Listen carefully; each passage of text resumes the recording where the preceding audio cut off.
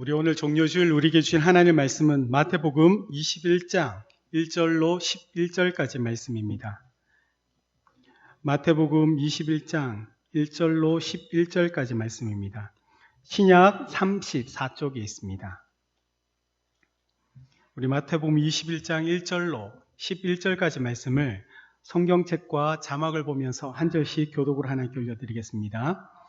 그들이 예루살렘에 가까이 가서 감람산 벳박에 이르렀을 때에 예수께서 두 제자를 보내시며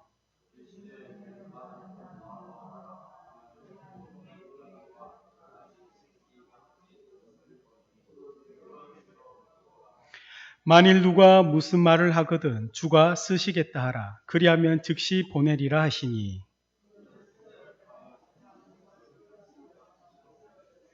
시온 딸에게 이르기를 내 왕이 내게 임하나니 그는 겸손하여 나귀 곧 멍에 매는 짐승의 새끼를 탓도다 하라 하였느니라. 나귀와 나귀 새끼를 끌고 와서 자기들의 겉옷을 그 위에 얹으매 예수께서 그 위에 타시니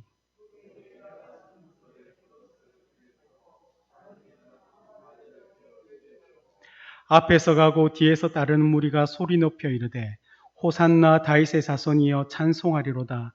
주의 이름으로 오시는 이여 가장 높은 곳에서 호산나 하더라.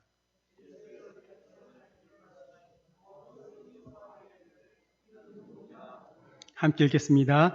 무리가 이르되 갈릴리 나사렛에서 나서 선지자 예수라 하니라. 아멘. 우리 앞뒤 좌우에 계신 분들과 한번 인사드리겠습니다. 반갑습니다.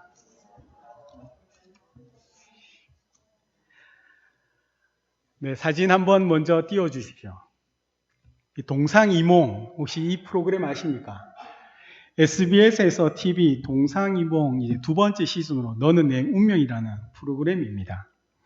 이 부부가 이렇게 나오는데 같은 상황과 처지에 있는데 그 부부가 남편은 남편대로, 아내는 아내대로 그 생각과 그 반응이 다르다는 것을 이렇게 방송합니다. 이게 사실 나름 감동과 재미가 있습니다. 서로 부부끼리 말을 잘 안 해서 오해하는 부분들이 있지 않습니까?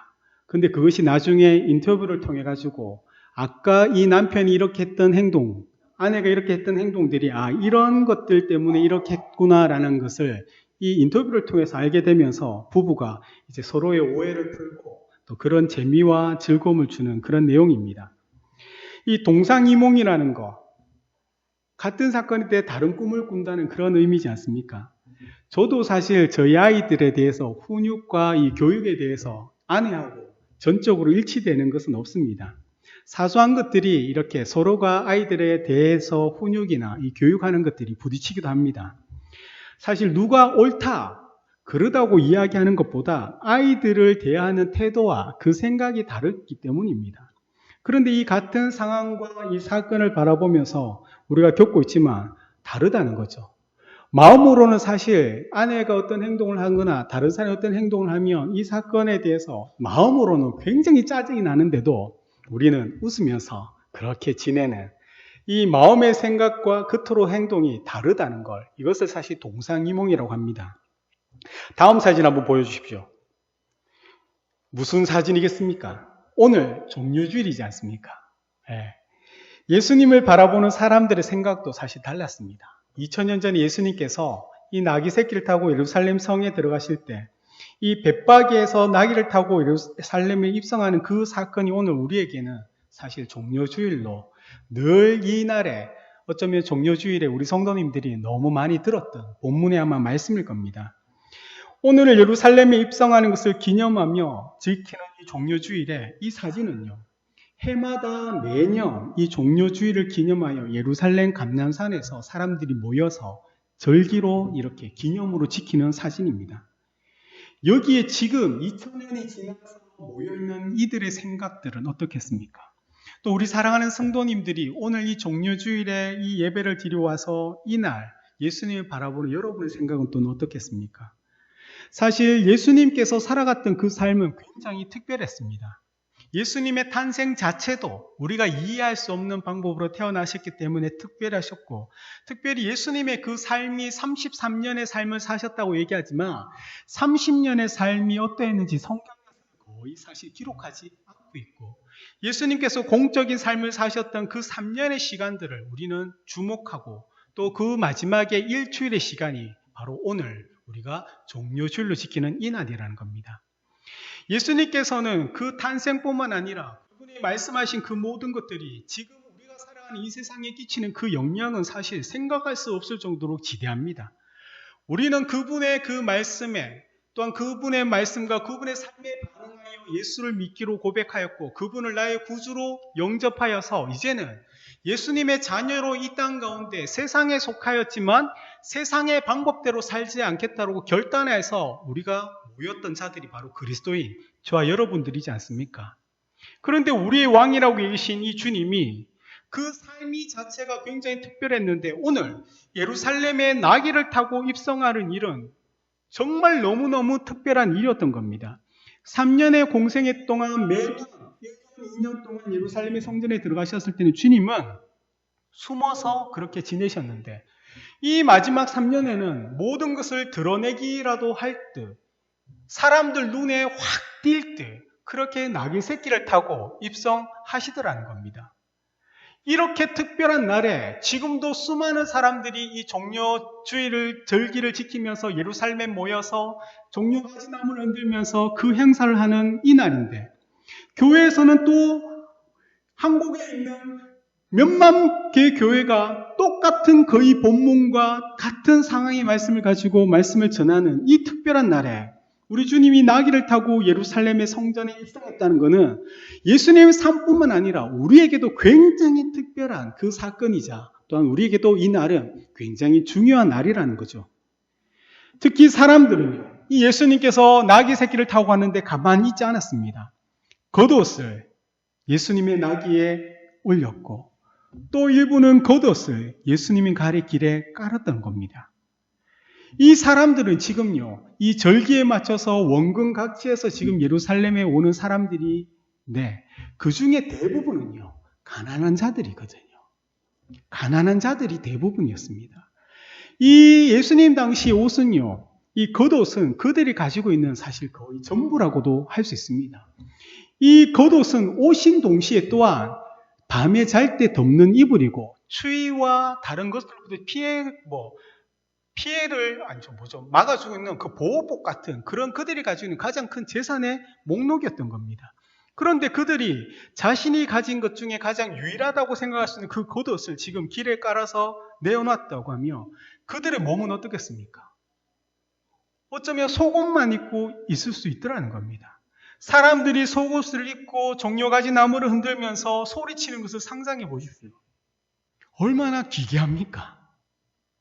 그런데 그들은 그 주님이 이 땅에 오신 메시아라고 생각하면서 그 메시아 앞에 자신의 모든 것을 드린다는 그 헌신의 마음으로 겉옷과 종려나무를 흔들며, 또한 그분을 우리의 왕으로 인정하는 그 상징적 행위들을 지금 그들은 하더라는 겁니다.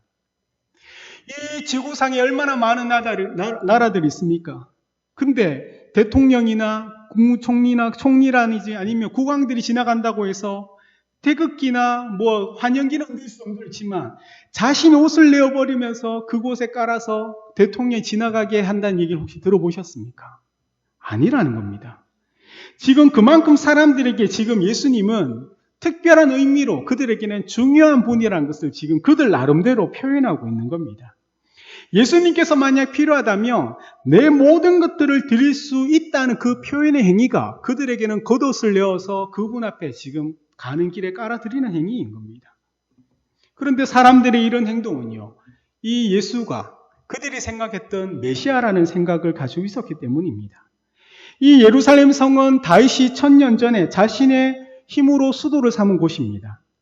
500년 동안 유대인들이 다윗과 같은 왕이 나서 이 로마와 다른 나라의 압제로부터 자신들을 구해 죽이면서 오랜 시간 기도했던 그곳이 바로 이 예루살렘입니다. 이들은 분명 지금까지 우리가 인내하고 기다렸던 그때가 지금 예수께서 나귀 새끼를 타고 가는 바로 이때까지 때까지라고 그들은 생각했었습니다. 그래서 이 예루살렘에 예수님께서 입성을 또 다른 말로는요, 승리의 입성이라고 불리는 겁니다. 사람들이 예수님을 바라보는 그 마음들은 지금 다윗 같은 강력한 힘을 가지고 우리들의 모든 억울함을 풀어줄 그 왕이 지금 입성한다. 승리의 왕이 지금 입성한다. 그 사건이 바로 동상이몽의 이 사건입니다. 왜 그렇습니까? 그들이 바라보는 메시아와 예수님께서 어린 나귀를 타고 들어가는 그 생각이 다르기 때문입니다. 정작 왕으로 부름받고 왕처럼 입성하는 우리 주님은 이 사람들이 환호하고 기뻐하는 그들이 원하는 메시아가 아니었던 겁니다. 이 어린 나귀 새끼를 탄다는 것은 겸손하고 낮아짐을 상징하는 그 행위로 주님은 이 땅 가운데 이제 마지막 일주를 보내기 위하여 이 예루살렘 성전에 들어가더라는 겁니다. 사람들은 그 주님의 마음과 상관없이 무엇을 생각하며 환호합니까? 지금 그들의 현실, 노마에 압제당하고 있는데 왕이여, 노마를 무찔러 주세요. 우리가 세상을 다스리는 나라가 되게 해주세요. 주님, 지금 코로나가 사라지게 도와주세요. 이 모든 걸로부터 우리를 지켜주시고 너무 힘들고 어려운 우리의 상황 가운데 하나님 복을 부어 주십시오. 사랑하는 이들이 너무 아픕니다. 하나님 빨리 고쳐주세요. 지금 당장 그 일만 해주신다면 내 겉옷을 뿐만 아니라 내 모든 것들 또한 주님께 내어드릴 수 있습니다. 이것이 2000년 전 예수님께서 예루살렘 성전에 들어갈 때 사람들이 그 주님을 바라보며 가졌던 대부분의 생각이었습니다. 사랑하는 여러분들은 매년 이 부활절 한 주 전에 종료주를 맞으면서 여러분은 이 날에 어떤 생각을 가지고 계십니까? 어쩌면 우리 또한 우리 주님께서 이 땅에 오신 이유가 우리를 위해서 십자가 달려주시고 우리를 구원하기 위해서라는 사실을 알지만 또 한편으로는 그것만이 전부가 아니라 주님께서 이 땅에 오셨던 그 마음과 지금 이 주님이 이 어린 나귀 새끼를 타고 이 예루살렘에 들어간다는 그 의미가 무엇인지 그 당시의 사람들은 그것을 알 수 없다 하면 우리는 이미 성경을 통하여 그 입성 이후의 일주일에 그 십자가의 길을 우리 주님이 걸어가시며 마지막 3일에는 십자가에 죽음 당하셨다는 것, 그 죽음 당하기 전에 그 고통과 고난과 그것을 받으셨다는 것을 우리는 알고 있지 않습니까? 우리는 알면서 매년 이맘때 이 종료주일에 주님을 바라보는 우리의 생각이 다시금 우리가 주님이 가지셨던 그 마음과 우리의 생각이 다르다면 우리가 주님의 마음과 생각으로 우리의 생각을 수정하거나 고치는 것이 아니라 여전히 이때 2000년 전에 바라봤던 사람의 그 다른 모습으로 우리 또한 우리 주님을 그렇게 바라보고 있는 건 아닌지 한번 생각해 보아야 된다는 겁니다. 우리 주님은 이 예루살렘의 입성이 바로 다윗이 그 왕위에 오르기 위하여 그 예루살렘 성에 들어가는 것이 아니라 이 예루살렘 성전에 하나님의 성전이 있고 이 예루살렘에 이제는 십자가를 향하여 주고 가시기 위하여 지금 공식적으로 우리의 왕이 지금 들어오고 있더라는 겁니다.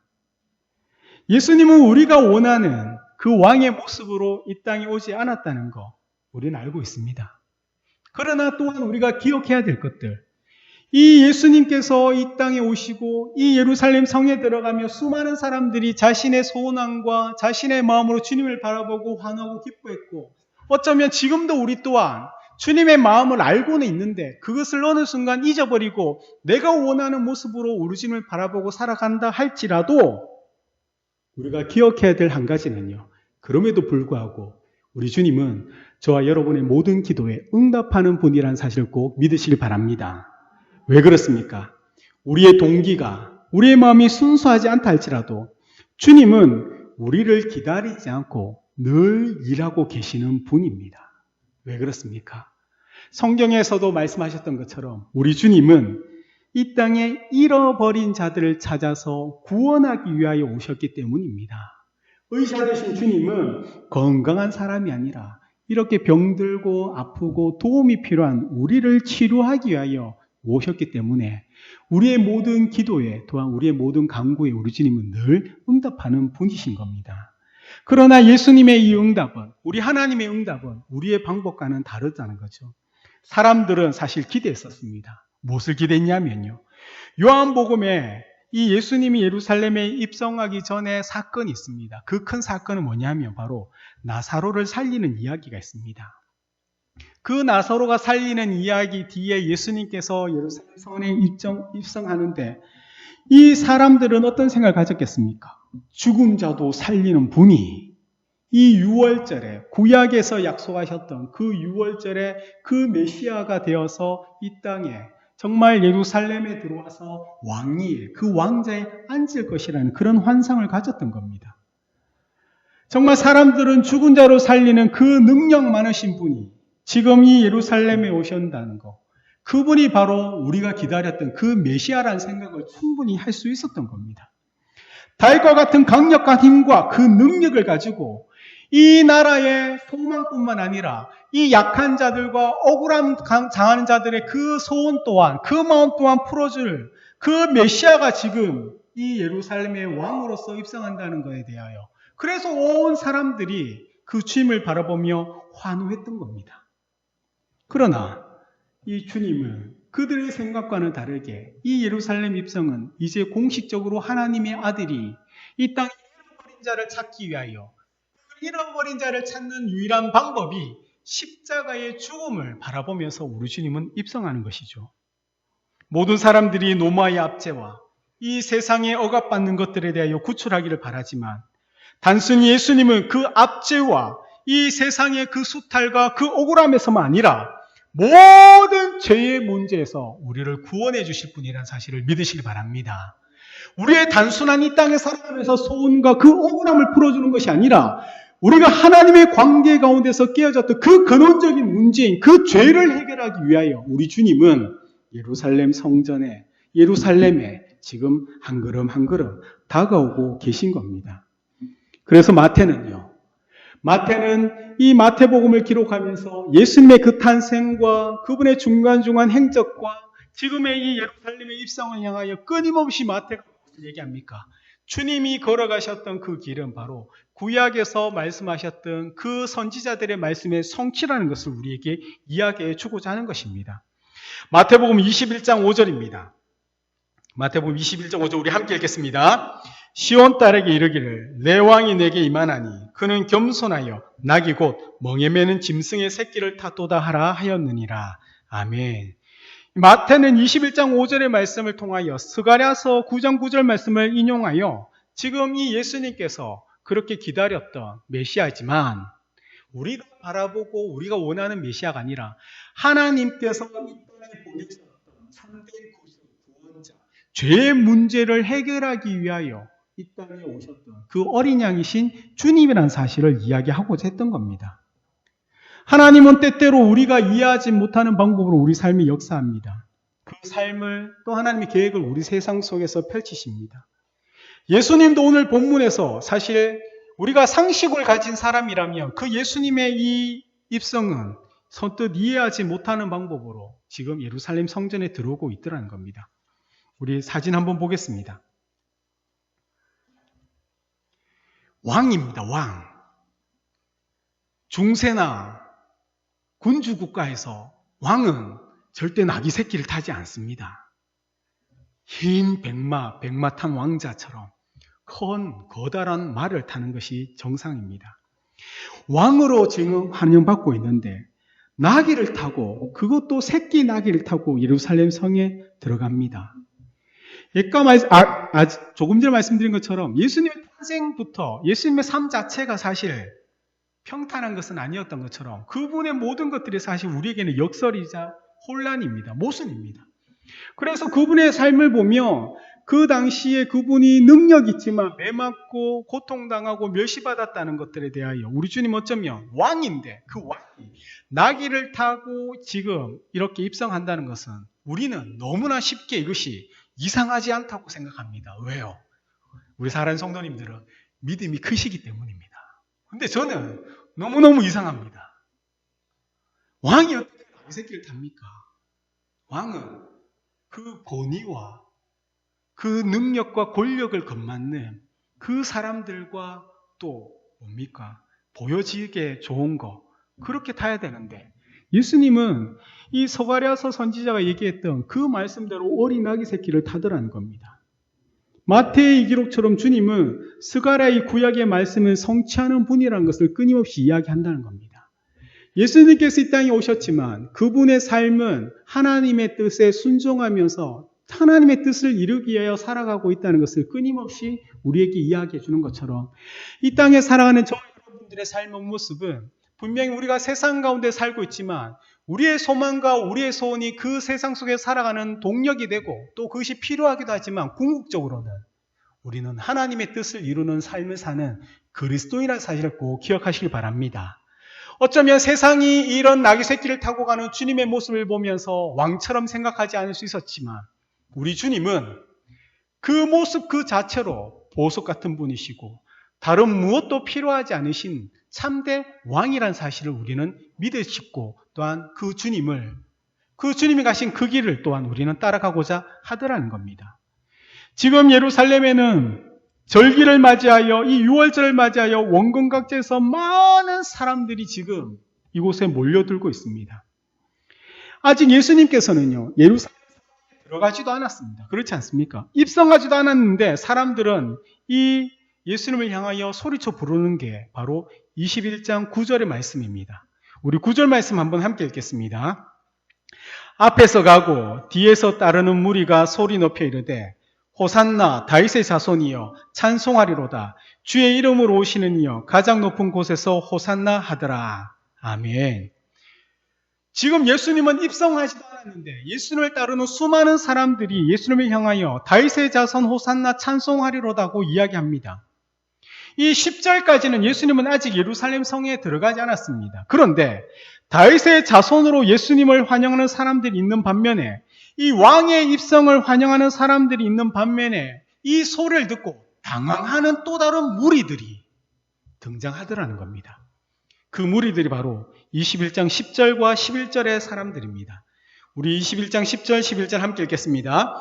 예수께서 예루살렘에 들어가시니 온 성이 소동하여 이르되 이는 누구냐 하거늘 우리가 이르되 갈릴리 나사렛에서 나온 선지자 예수라 하니라. 아멘. 예루살렘에 들어가면서 온 성이 소동하며 그 소리를 듣고 성에 안에 있는 또 다른 무리들이 이는 누구냐라고 묻더라는 겁니다. 그래서 갈릴리 나사렛에서 나온 선지자 예수, 메시아 예수가 아니고요, 그들은 그를 선지자라고 이야기합니다. 모든 이들이 이 예수님의 예루살렘 성을 방문을 열광적으로 환영하지 않습니다. 호산나 다윗의 자손이여라고 찬송하는 그 무리들이 있는 반면에 이 예루살렘 안에 있는 사람들은, 그들은 기득권자고요, 그 나라에서 상류층이며 이 땅 가운데서 부족함이 없이 살아가던 그 종교 지도자들은요, 며칠 뒤면 이 예수님을 향하여 뭐라고 이야기하겠습니까? 십자가에 못 박으라고 그렇게 이야기하는 그 무리들이 바로 이 성 안에 있는 사람들이었습니다. 새로운 유대인의 왕이 이 땅 가운데 탄생했다는 소리를 들었을 때 헤롯 왕과 온 예루살렘이 뭐 했습니까? 소동하였다, 동요했다는 것처럼요, 지금 이 땅에 우리의 왕이 자신을 온전히 드러내면서 예루살렘 성에 들어가는데, 그 이 땅의 왕을 섬겼던 자들은요, 이 예수님께서 이 땅에 태어났을 때 동요했던 것처럼 지금 그들은 소동하고 누구냐고, 메시아라고 이야기하지 않더라는 겁니다. 사실 이 예루살렘 성의 이 사건은요, 우리에게는 하나의 분기점이 되는 놀라운 사건입니다. 주님은 이제까지 자신이 누구이신가를 숨겼다며 이제 남은 일주일의 이 삶, 마지막 이 땅 가운데서 십자가의 지식이고 부활하기 전까지 일주일의 이 삶은 주님은 당당하게 자신이 성경에서 기록하고 너희들이 지금까지 기다렸던 그 메시아가 바로 나라는 사실을 세상에 공포하는 사건이 바로 이 예루살렘 성 입성의 사건입니다.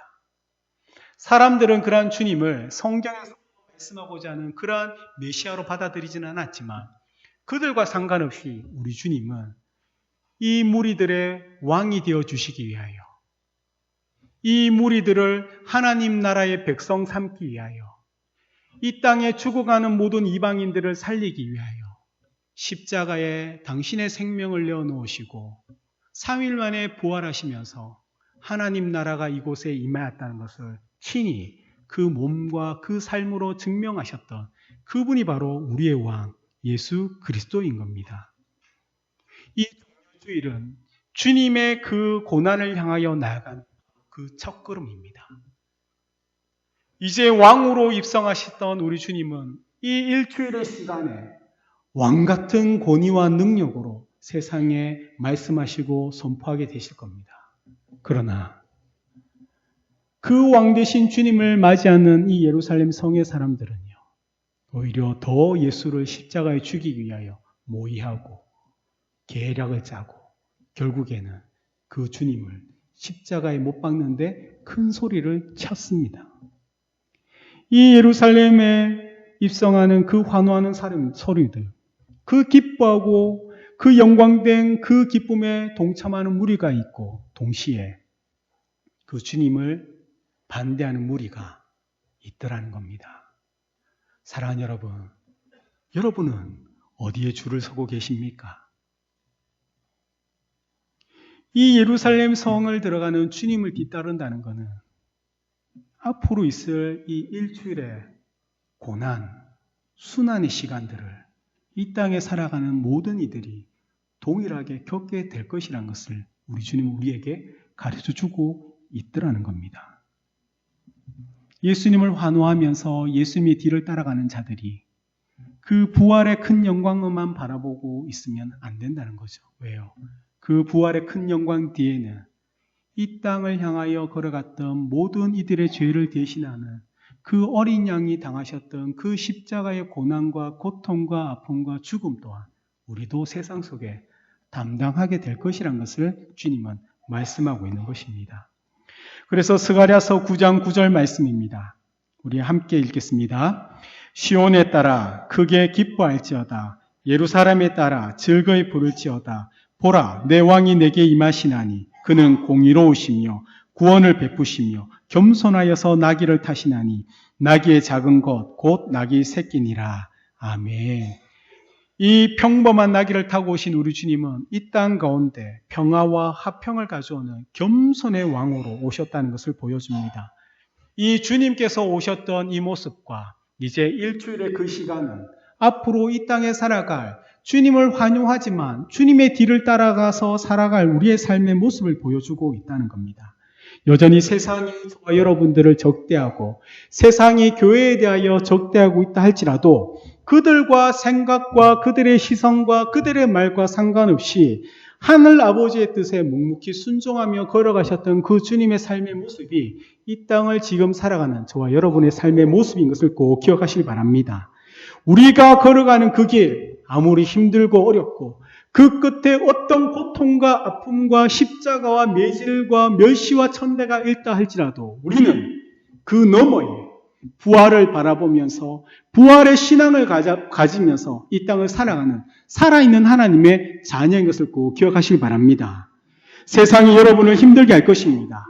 세상이 여러분을 반대하게 할 것입니다. 그러나 그럼에도 불구하고 그 아버지의 뜻에 따라 우리 주님이 걸어가셨던 것처럼 그 주님의 뒤를 걸어가는 주님의 말씀처럼 모든 것을 깨끗게 하고 정화시키는 우리 하나님 아버지의 놀라운 은혜와 그리스도의 크신 사랑이 이 일주일의 시간 동안 압축적으로 우리에게 보여주듯이 지금 이 시대를 살아가는 우리들은 세상이 우리를 반대하고 교회를 반대할지라도 그것과 상관없이 우리가 하나님 나라 그 안에 살아가는 백성인 것과 내가 예수를 믿고 예수의 제자로 서 있는 것을 확신한 자들은 그들의 말과 그들의 행동과 상관없이 묵묵히 피 흘리며 걸어갔던 그 주님의 길이 우리 앞에 있기 때문에 그 피 묻은 그 십자가의 길을 바라보며 걸어가는 자들이 우리이기 때문에 주님의 피가 묻지 않는 곳에는 눈을 돌리지 않고 그곳에는 발을 향하지 않고 그곳에는 우리의 손길을 뻗치지 않는 것처럼 그렇게 살아가는 자의 삶의 모습이 바로 저와 여러분의 삶인 것을 꼭 기억하시기 바랍니다. 우리의 왕, 이 겸손의 왕으로 오신 우리 주님은 자신의 모든 것들을 내어주시면서 온전히 섬기고 그 주님의 섬김으로 저와 여러분이 살아났음을 꼭 기억하시기 바랍니다. 세상에서 세상을 살리는 방법은 하나밖에 없습니다. 우리가 죽는 것입니다. 내가 죽고 내 안에 예수가 살아날 때 세상은 살아나게 될 줄 믿으시길 바랍니다. 여러분이 나의 모든 생각, 나의 모든 경험, 나의 모든 가진 것들이 십자가 앞에 겸손히 내어놓으라는 이야기가 내가 세상 앞에서 죽을 때 내 안에 살아계신 우리 주님이 드러나게 되므로 나를 통하여 세상이 살아가게 될 것을 꼭 기억하시기 바랍니다. 이 한 주간, 고난주간의 한 주간입니다. 너무 주님의 그 십자가에 너무 깊이 빠져들지 마시기를 부탁드립니다. 생각하지 말라는 것이 아닙니다. 우리는 2000년 전에 이 사건은 끝났습니다. 우리는 부활의 놀라운 사건을 알고 있습니다. 그 영광스러운 일을 알고 있습니다. 그러나 그 영광스러운 일을 바라보며 이 땅에 우리 주님은 그 믿음으로 그 길을 걸어가셨던 것처럼 우리 또한 그 길을 걸어갈 수 있다는 것이 바로 부활의 놀라운 은혜가 우리에게 있다는 것을 알려주기 위함입니다. 주님께서 그토록 그 고통과 그 아픔을 겪으면서 그 길을 걸어가셨다는 것은 그만큼 저와 여러분들을 너무너무 사랑하신다는 거, 너무너무 귀하게 여기신다는 거, 그 마음을 더 깊이 깨달으면서 그 값은 벅찬 주의 사랑과 그 은혜를 여러분 주변에 아파하고 힘들고 눈물 짓는 이 놀라운 사건을 알지 못하는 자들에게 사랑으로, 섬김으로, 낮아짐으로 베풀어 주시는 그 믿음의 귀한 하나님의 백성 되시기를 우리 구주 예수님의 이름으로 축복드립니다. 아멘.